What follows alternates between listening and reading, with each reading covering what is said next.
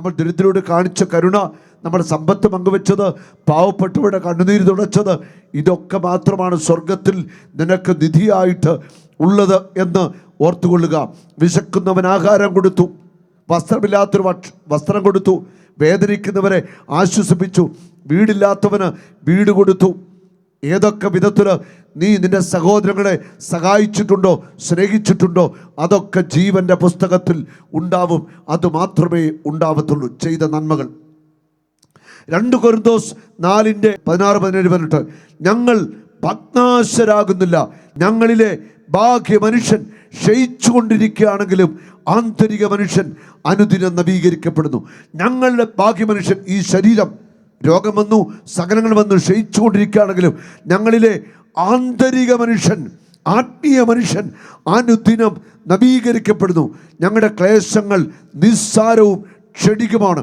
ഈ ജീവിതത്തിലെ ക്ലേശങ്ങൾ, സഹനങ്ങൾ, ഇത് നിസ്സാരമാണ്, ഇത് ക്ഷണികമാണ്. അവയുടെ ഫലമോ അനുപമമായ മഹത്വവും. ദൃശ്യമായവയല്ല, അദൃശ്യമായവയാണ് ഞങ്ങളുടെ ലക്ഷ്യം. ദൃശ്യങ്ങൾ നശ്വരങ്ങളാണ്, അദൃശ്യങ്ങൾ അനശ്വരങ്ങളും. ഞങ്ങൾ കണ്ണുകൊണ്ട് കാണുന്ന ഈ ലോകത്തിൻ്റെ നേട്ടമല്ല ഞങ്ങൾക്ക് വലുത്. അദൃശ്യമായ നേട്ടം സ്വർഗം, യേശുവിനോടൊത്ത് സ്വർഗത്തിലായിരിക്കുക, അതാണ് എൻ്റെ ജീവിതത്തിൽ ഏറ്റവും വലുത് എന്ന് നമ്മൾ തിരിച്ചറിയേണ്ടിയിരിക്കണം. തിരിച്ചറിയുക, ഞാനും നിങ്ങളും മരണമെന്ന സത്യത്തിലേക്ക് ഓരോ ദിവസവും അടുത്തുകൊണ്ടിരിക്കുക. ഇന്നത്തെ ഒരു ദിവസം പിന്നിടുമ്പോൾ നമ്മൾ ഒരു ദിവസം കൂടി മരണത്തിലേക്ക് അടുത്തിരിക്കുക.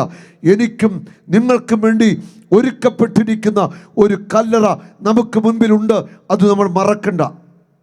ഹല്ലേലൂയ. ഈ ലോകത്തിൽ അനുഭവിക്കുന്ന സഹനങ്ങൾ, തകർച്ചകൾ, നൊമ്പരങ്ങൾ, രോഗങ്ങൾ, ഇതെല്ലാം കർത്താവിൻ്റെ കുരിശിനോട് ചേർത്ത് വയ്ക്കണം. ഈ സഹനങ്ങൾ നമ്മുടെ ജീവിതത്തിൽ നമുക്ക് അനുഗ്രഹമാക്കി മാറ്റണം. സഹനങ്ങളെ ഓർത്ത് ദൈവത്തിന് നമുക്ക് നന്ദി പറയാൻ പറ്റണം.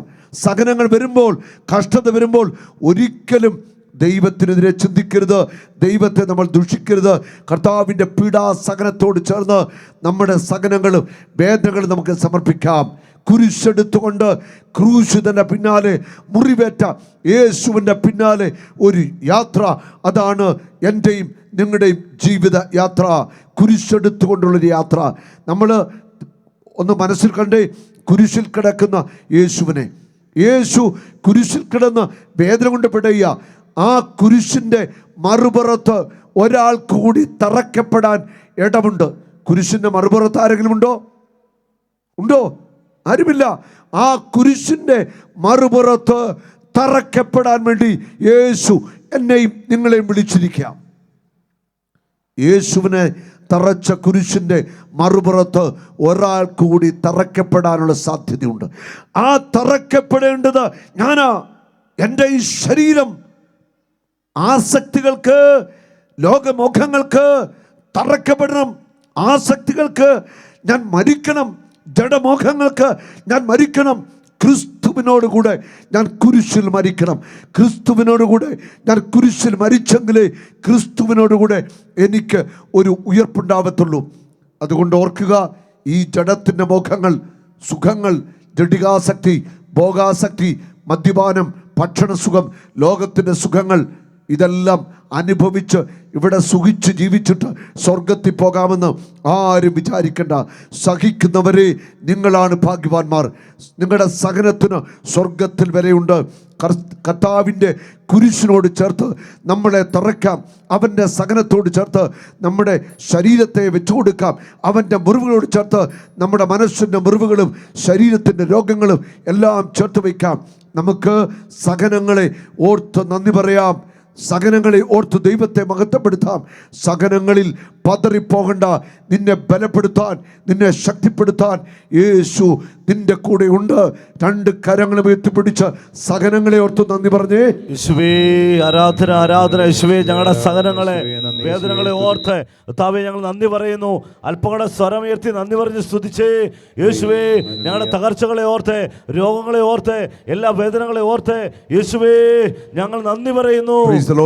എല്ലാ സഹനങ്ങൾക്കും നന്ദി, എല്ലാ കഷ്ടതകൾക്കും നന്ദി, എല്ലാ രോഗങ്ങൾക്കും നന്ദി, എല്ലാ വേദനകൾക്കും നന്ദി, ഒറ്റപ്പെടലിന്, തിരിച്ചടികൾക്ക്, പരാജയത്തിന്, എല്ലാറ്റിനും യേശുവേ നന്ദി. എനിക്ക് യേശുവിനെ വേണം. യേശുവിനെ സ്വന്തമാക്കണമെങ്കിൽ അവനോട് കൂടെ നമ്മൾ സഹിക്കണം. അവനോടുകൂടെ സഹിച്ചെങ്കിലേ അവനോടുകൂടെ നിത്യതയിൽ, നിത്യ സൗഭാഗ്യത്തിൽ എനിക്ക് നിങ്ങൾക്കും ആകാൻ സാധിക്കത്തുള്ളൂ. അതുകൊണ്ട് ഈ ലോകത്തിലെ നിസ്സാരമായ സുഖങ്ങൾക്ക് പിന്നാലെ നിങ്ങൾ പരക്കം പായരുത്. കർത്താവിൻ്റെ മുഖത്തേക്ക് നോക്കുക, അവൻ്റെ മുറിവിലേക്ക് നോക്കുക, അവൻ്റെ കുരിശിനെ കെട്ടിപ്പുണരുക. നിനക്ക് സ്വർഗമുണ്ട്. നിത്യതയിൽ ക്രിസ്തുവിൻ്റെ സന്തോഷത്തിൽ നിനക്ക് ആയിരിക്കാനായിട്ട് സാധിക്കും. അതുകൊണ്ട് നമുക്ക് നല്ലൊരു തീരുമാനമെടുക്കാം. ലോകമോഹങ്ങൾ, ജഡസുഖങ്ങൾ, ആസക്തികളൊക്കെ നമുക്കൊന്ന് വിട്ടുപേക്ഷിച്ച് കർത്താവിനോട് ചേർന്ന് സഹിച്ച് അവൻ്റെ മുറിവിനോട് ചേർത്ത് ജീവിതം വെച്ചു കൊടുത്തുകൊണ്ട് നമുക്ക് മുൻപോട്ട് നീങ്ങാം. സഹനങ്ങളിൽ കർത്താവിനെ നമുക്ക് മഹത്വപ്പെടുത്താം. ക്രിസ്തുവിനെ തറച്ച കുരിശിൻ്റെ മറുപുറത്ത് ഞാനും നിങ്ങളും തറയ്ക്കപ്പെട്ട് അവനോട് ഒന്നായിത്തീരണം, അവനോട് ഐക്യപ്പെടണം. കർത്താവ് നിങ്ങളെ അനുഗ്രഹിക്കട്ടെ. നമുക്ക് എണീക്കാം.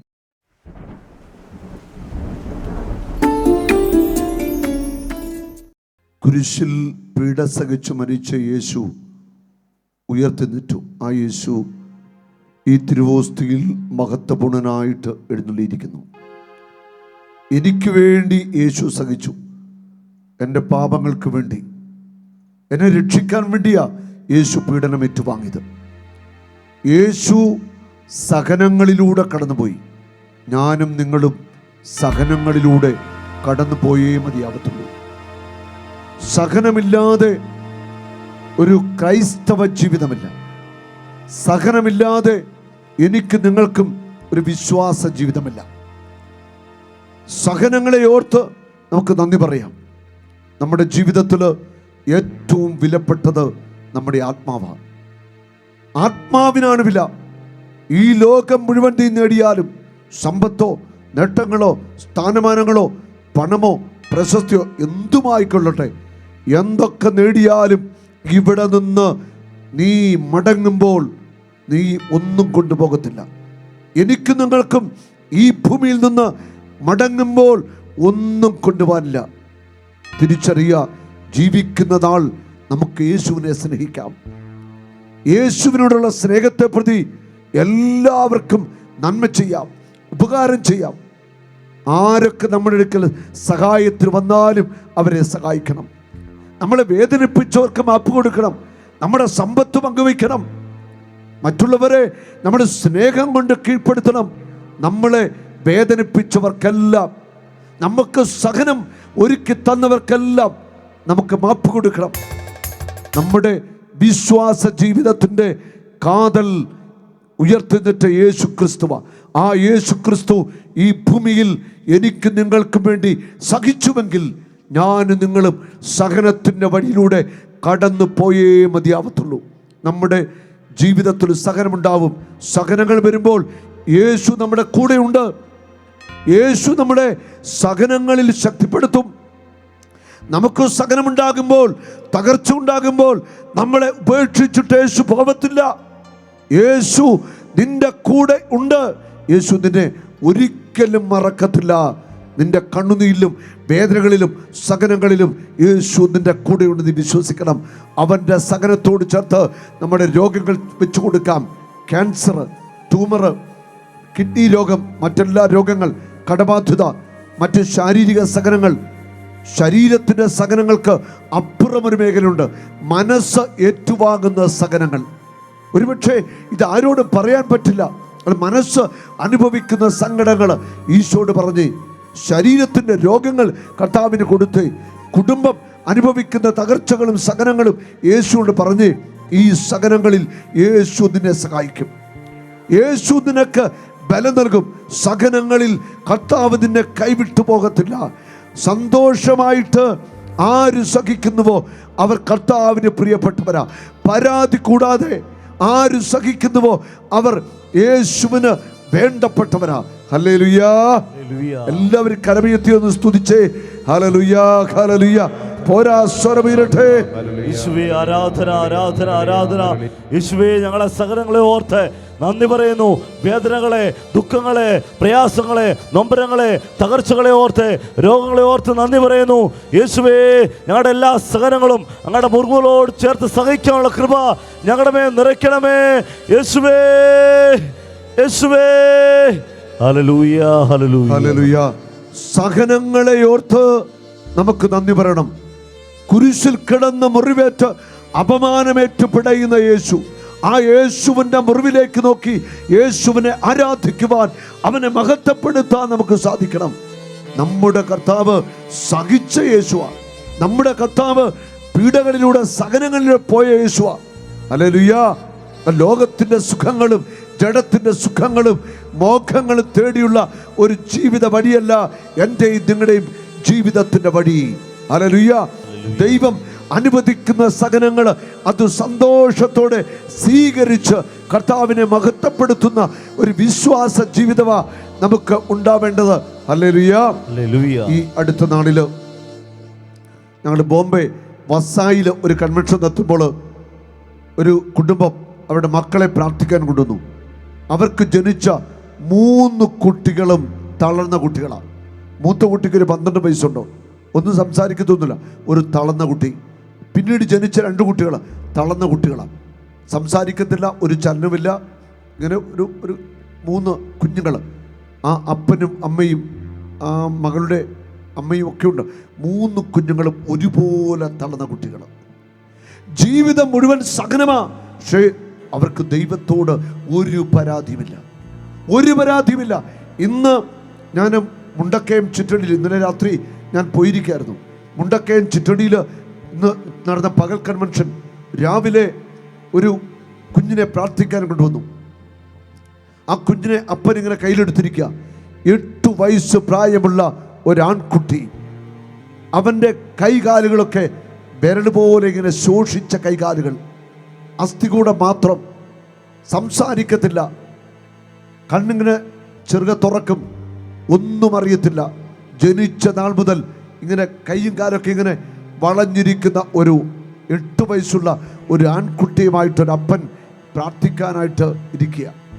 ഞാൻ ചോദിച്ച കാര്യങ്ങൾ ചോദിച്ചിട്ട് ഞാൻ ആ കുഞ്ഞിനെ തലയ്ക്ക് വെച്ച് പ്രാർത്ഥിക്കുമ്പോൾ പ്രാർത്ഥന കഴിഞ്ഞ് ഞാൻ കണ്ണു തുറക്കുമ്പോൾ കാണുന്ന കാഴ്ച, ഈ കുഞ്ഞിനെ അപ്പനിങ്ങനെ മാറോട് ചേർത്ത് പിടിച്ചിരിക്കുകയാണ്. ഈ കുഞ്ഞിൻ്റെ അമ്മ നിന്ന് കരയുക. ഞാൻ ചോദിച്ചു, ഈ ഒരു കുഞ്ഞേ ഉള്ളൂ എന്ന് ചോദിച്ചു. ഈ ഒരു കുഞ്ഞേ ഉള്ളൂ. ജീവശവം പോലെ കിടക്കുന്ന അസ്ഥി മാത്രമായിട്ടുള്ളൊരു കുഞ്ഞ്, 8 വയസ്സ് പ്രായമുള്ളൊരു കുഞ്ഞ്. പരാതിയില്ല, കർത്താവ് ആ കുഞ്ഞിനെ കൊടുത്തത് പരാതിയില്ല. കാരണം ആ കുഞ്ഞ് മനസ്സറിഞ്ഞ് ഒരു പാപം പോലും ചെയ്യുന്നില്ല. ആ കുഞ്ഞ് ഒരു വിശുദ്ധനാ. ആ കുഞ്ഞിന്റെ മാതാപിതാക്കന്മാർ വിശുദ്ധരാ. ആ കുഞ്ഞിന്റെ മാതാപിതാക്കൾ വിശുദ്ധരാ. ആ കുഞ്ഞൊരു വിശുദ്ധനാ. അവനൊരു പാപം ചെയ്യാൻ അറിയത്തില്ല. പാപത്തെ കുറിച്ച് ചിന്തിക്കാൻ ആ കുഞ്ഞിന് ശേഷിയില്ല. സഹനങ്ങളിലൂടെ, നൊമ്പരങ്ങളിലൂടെ, വേദനകളിലൂടെ കടന്നു പോകുന്നവരെ, നിങ്ങൾ ഭാഗ്യമുള്ളവരാ. ഈ സഹനത്തിന്റെ അപ്പുറം നിത്യതയിൽ കർത്താവ് നിത്യമായ ആനന്ദം നമുക്കൊരുക്കി വെച്ചിട്ടുണ്ട്. ഏതാനും വർഷം മുൻപ് ഞാനൊരു ഇടവക ധ്യാനം നടത്തും. ഏതാനും വർഷം, 10 വർഷത്തിന് പുറകിലാണ്. ഇടവക ധ്യാനം നടത്തുമ്പോൾ അവിടെ ചെന്നപ്പോൾ അച്ഛൻ അവിടുത്തെ ഒരു കുടുംബത്തെക്കുറിച്ച് പറഞ്ഞു. ആ കുടുംബത്തിലെ അപ്പൻ മദ്യപാനിയായ അപ്പൻ. അവരുടെ മൂത്ത മകൻ മന്ദബുദ്ധിയാണ്. ഞാൻ ആ വീട്ടിൽ പോയിരുന്നു. ഇളയ 2 ആൺകുട്ടികളുടെ 3 മക്കളാണ്. ആ മക്കളൊക്കെ ഇന്ന് പഠിക്കുന്നു. ഈ മൂത്ത കുട്ടിയെ കാണാൻ ആ വീട്ടിൽ പ്രാർത്ഥിക്കാൻ ഞാൻ ചെന്നു. ഞാൻ പ്രാർത്ഥിക്കാൻ ചെന്നപ്പോൾ അവിടുത്തെ ആ വീട്ടിലെ ചേച്ചിയുണ്ട്. അവിടുത്തെ വികാരിയച്ഛൻ പറയുക, ബ്രദറെ, ആ സ്ത്രീ ഒരു വിശുദ്ധയാണ്. ആ സ്ത്രീ ഒരു വിശുദ്ധയാണ്. അതുപോലെ അവൾ സഹിക്കുന്നുണ്ട് ഭർത്താവിൻ്റെ പീഡനം. ക്രൂരമായ പീഡനം സഹിക്കുന്നൊരു സ്ത്രീയാണ്. ഒരു എതിരുമില്ല, ഒരു പരാതിയില്ല. അത്രമാത്രം സഹിക്കുന്നൊരു സ്ത്രീ. ഞാൻ ആ വീട്ടിൽ ചെന്ന് കാണുവാനായിട്ട് ആ വീട്ടിൽ ചെന്നു. അവർക്ക് വേണ്ടി പ്രാർത്ഥിച്ചു. അവരുടെ മൂത്ത മകൻ അന്ന് ഒരു 30 വയസ്സിന് വേണ്ടി 30 വയസ്സ് പ്രായമുണ്ട്. അതായത് വീടിൻ്റെ ഒരു മുറിക്കകത്ത് കാലിൽ ഒരു ചെങ്ങലയൊക്കെ ഇട്ടിട്ടുണ്ട്. അജാൻ ബാഹുവായി വണ്ണമുള്ള വലിയ ഒരു മനുഷ്യൻ, ഒരു 6.5 അടി പൊക്കം വരും. ചിലപ്പം ഈ അമ്മയൊക്കെ കയറി ചെല്ലുമ്പോൾ അമ്മ ഇവൻ കൈകൊണ്ട് പൊക്കിയെടുത്തിട്ട് ദൂരോട്ടിടും. അതുപോലെ ആരോഗ്യമുള്ള, പക്ഷെ മന്ദബുദ്ധിയാണ്, ഒന്നും അറിയത്തില്ല. ഞാനെന്നാ വീട്ടിൽ ചെന്ന് പ്രാർത്ഥിക്കുമ്പോൾ ഞാൻ കണ്ട കാഴ്ച, ഇവനെ കിടത്തിയിരിക്കുന്ന മുറി ആ കട്ടിലോട് കേട്ട് കാലെ ചങ്ങനിട്ടിരിക്കുക ഓടിപ്പോകാതിരിക്കാനായിട്ട്. എന്നിട്ട് ആ വീടിൻ്റെ പുറകുവശത്തെ ജനലിൻ്റെ അകത്ത് ഇവിടെ താഴേക്കൊരു കയറിയിട്ടുണ്ട്. ഞാനിങ്ങനെ ചെന്നിട്ട് എത്തി നോക്കിയപ്പോൾ താഴെ ഒരു പശു ഉണ്ട്. പശുവിൻ്റെ കയറ അത് ഇവൻ്റെ കയ്യിൽ കൊടുത്തിരിക്കുക. അവന് പശുവിനെ വലിയ ഇഷ്ടമാണ്. അവനിങ്ങനെ പശുവിനെ ഇങ്ങനെ പിടിച്ചു വലിക്കും, ഇങ്ങനെ അനക്കിക്കൊണ്ട് ഈ കാഴ്ച കണ്ടിങ്ങനെ നിൽക്കുകയാണ് മന്ദബുദ്ധിയായ ഒരു മകൻ. ആ വികാരിയച്ഛൻ പറയുക, ബ്രദറെ, ആ സ്ത്രീ ഒരു വിശുദ്ധയാ, ജീവിക്കുന്ന വിശുദ്ധയാ. അതുപോലെ സഹനങ്ങളിലൂടെ കടന്നു പോകുമ്പോഴും ആരോടും ഒരു പരാതിയില്ലാതെ സഹിക്കുന്ന ഒരു സ്ത്രീ. അടുത്ത നാളിൽ ഒരു ശവസംസ്കാര ചടങ്ങിൽ ആ ഭാര്യയും ഭർത്താവിനെയും ഞാൻ കണ്ടു. ഓടി വന്നെടുക്കുന്ന ഭർത്താവിനൊക്കെ പറഞ്ഞു, ആ മകൻ ഏതാനും മാസം മുൻപ്, 2-3 മാസം മുൻപ് അവൻ മരിച്ചു. അവന് 10-42 വയസ്സായി, ഒരു മന്ദബുദ്ധിയായിട്ട് ജീവിച്ച് മരിച്ചു. പക്ഷേ മദ്യപാനിയായ അപ്പനാണെങ്കിലും അപ്പൻ വളരെ സ്നേഹമായിരുന്നു ഈ മകനോട്. അപ്പനും മകനെ ശുശ്രൂഷിച്ചു, അമ്മ ശുശ്രൂഷിച്ചു. അവൻ ഈ ലോകത്തു നിന്ന് യാത്രയായി. ജീവിതം മുഴുവൻ കർത്താവ് സഹനം അനുവദിച്ചാലും കർത്താവിൻ്റെ കുരിശിലേക്ക് നോക്കി, അവൻ്റെ മുറിവിലേക്ക് നോക്കി അവനെ മഹത്വപ്പെടുത്താൻ നമുക്ക് സാധിക്കണം. നമ്മുടെ ജീവിതത്തിൽ രോഗമുണ്ടാകും, തകർച്ച ഉണ്ടാകും, സഹനമുണ്ടാകും, പരാജയമുണ്ടാകും, സാമ്പത്തിക നഷ്ടമുണ്ടാകും. ഒരുപക്ഷെ സ്നേഹിച്ചവരൊക്കെ നമ്മളെ കൈവിട്ടു പോകും. എന്നാലും യേശു നിന്നെ കൈവിടത്തില്ല. സഹിക്കുന്നവരെ നിങ്ങൾ ഭാഗ്യവാന്മാരാ. സഹിക്കുന്നവരെ നിങ്ങൾക്ക് കർത്താവിൻ്റെ ഹൃദയത്തിൻ്റെ ഉള്ളിൽ ഇടമുണ്ട്. യേശുവിൻ്റെ പിളർക്കപ്പെട്ട ഹൃദയത്തിൽ സഹിക്കുന്നവർക്കിടമുണ്ട്, കരയുന്നവർക്കിടമുണ്ട്, വേദനിക്കുന്നവർക്ക് യേശുവിൻ്റെ പിളർക്കപ്പെട്ട ഹൃദയത്തിൽ ഇടമുണ്ട്. നിന്റെ കണ്ണുനീര്, സഹനങ്ങള്, വേദനകള് യേശു അറിയുന്നുണ്ട്. ഈ സഹനങ്ങളും വേദനകളും നിന്റെ കുടുംബത്തിന് തലമുറയ്ക്ക് അനുഗ്രഹമായിരിക്കും. നിന്റെ സഹനങ്ങളിലൂടെ നിന്റെ കർത്താവ് വിശുദ്ധീകരിക്കും. നിനക്ക് ഒരുക്കി വെച്ചിരിക്കുന്ന നിത്യതയിൽ, നിത്യ സൗഭാഗ്യത്തിൽ നിനക്ക് വേണ്ടി കർത്താവ് ഒരു മഹത്വത്തിന്റെ സീറ്റ് ഒരുക്കി വെച്ചിട്ടുണ്ട്. വെളിപാട് 3-ാം അധ്യായം 21-ാമത്തെ വചനം, ഞാനായിരിക്കുന്നിടത്ത് അവനും എന്നോടൊത്ത് ആയിരിക്കും. ഈ ഭൂമിയിൽ കർത്താവിൻ്റെ കൂടെ നടന്നാൽ, സഹനങ്ങളെ ഏറ്റെടുത്ത് കർത്താവിനെ മഹത്വപ്പെടുത്തിയാൽ ഉറപ്പായിട്ടും ആ സഹനങ്ങൾ നമ്മുടെ ജീവിതത്തിൽ അനുഗ്രഹമായിട്ട് മാറാൻ പോകുക. സഹനങ്ങളെ ഓർത്തൊരിക്കലും ദൈവത്തെ തള്ളിപ്പറയരുത്, ദൈവത്തെ പഠിക്കരുത്.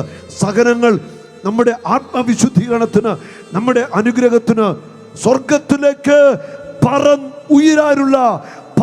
ഉയരാനുള്ള ചിറകുകളാ സഹനങ്ങൾ. ഒരു പക്ഷിക്ക് പറക്കണമെങ്കിൽ ചിറക് വേണം. എനിക്ക് സ്വർഗത്തിലെത്തണമെങ്കിൽ എൻ്റെ ജീവിതത്തിൽ ദൈവം അനുവദിക്കുന്ന സഹനങ്ങൾ ഞാൻ സന്തോഷത്തോടെ സ്വീകരിച്ചേ മതിയാവത്തുള്ളൂ. ആ സഹനങ്ങളെ ഓർത്ത് നന്ദി പറയാം. ഇവിടെ അനേക മക്കള്, അനേക ആയിരങ്ങൾ ഈ കൺവെൻഷൻ പങ്കെടുക്കുക. നമുക്ക് 2 കരമൊന്ന് എത്തിപ്പിടിക്കാം. നമ്മുടെ സഹനങ്ങൾക്ക്, കണ്ണുനീരിന്, തകർച്ചകൾക്ക് നന്നായിട്ടൊന്ന് സ്തുതിച്ച് യേശുവിനെ മഹത്വപ്പെടുത്തട്ടെ. ശക്തമായിട്ട് സ്തുതിച്ച് മഹത്വപ്പെടുത്തുകയെ. നന്ദി, ഹല്ലേലൂയ, ഹല്ലേലൂയ. ഞങ്ങളുടെ എല്ലാ തകർച്ചകളെ ഓർത്ത് യേശുവേ നന്ദി പറയുന്നു. രോഗങ്ങളെ, പീഡകളെ, തിരസ്കാരങ്ങളെ ഓർത്ത്, അപമാനങ്ങളെ ഓർത്ത് യേശുവേ നന്ദി പറയുന്നു. എല്ലാ സഹനങ്ങളും ഞങ്ങളുടെ മുറിവുകളോട് ചേർത്ത് വെച്ച് സഹിക്കാനുള്ള കൃപ ഞങ്ങളുടെ മേൽ നിറയ്ക്കണമേ യേശുവേ. ഹല്ലേലൂയ. ഒരു നാളും നീ അനാഥനല്ല, ഒരു നാളും നീ അന്യനല്ല, ഒരു നാളും നീ അനാഥനല്ല.